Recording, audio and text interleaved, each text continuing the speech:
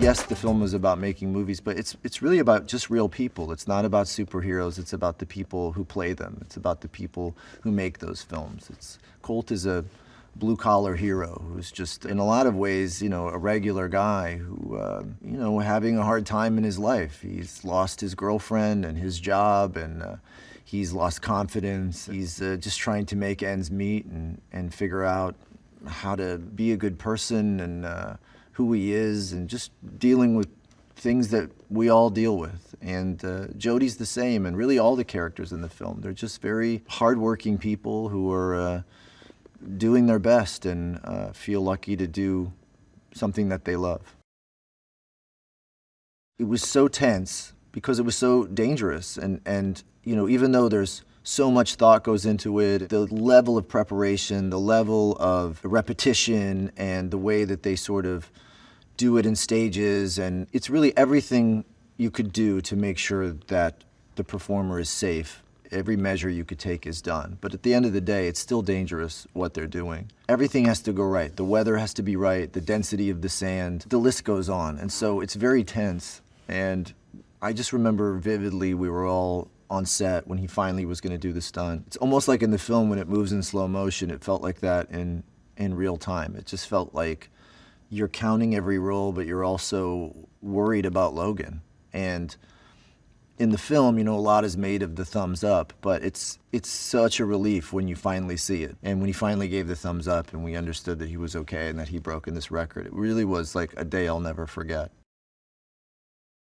David's just such an exciting person to be around and an incredible partner. And even from the very beginning, he went and stayed in a hotel next to my house before we started shooting. And we just went through the script scene by scene every day and just rewrote it to be personal to us so that it would be an amalgamation of our experiences. He's so hands-on. He's so not afraid of anything. And I think, it's sort of his experience as a stuntman in a way, the fearlessness that he has in that work, he has as a filmmaker. This is a difficult needle to thread because it's an action movie, it's a comedy, it's a mystery, it's a meta film about making movies. It's a lot of plates to spin, and he just wasn't afraid of that at all. And I think we all just felt inspired by that and wanted to sort of mirror that and sort of follow him wherever he wanted to go.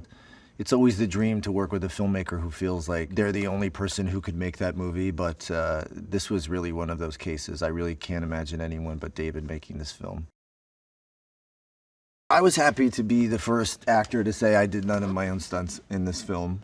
It is about the stunt performers, and I was excited to highlight their work and let them do what they do best. But it was important that I do some of the stunts just, first of all, for me to understand on some small level, what they deal with every day, but also just for authenticity in the film. So I have a fear of heights, and I knew this was coming because it is called The Fall Guy, and we knew that there was going to be a fall.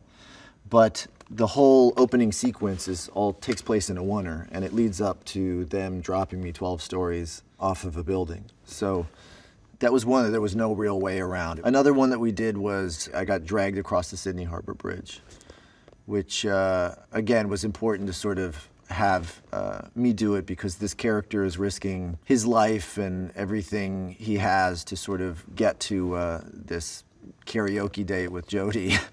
And it was just important that I be there doing it. And it was really geniusly scheduled because they did it at 6 a.m. So I was so tired when we did it that I sort of showed up. They dragged me across the bridge. I went home and went to sleep and thought that was a very strange dream I just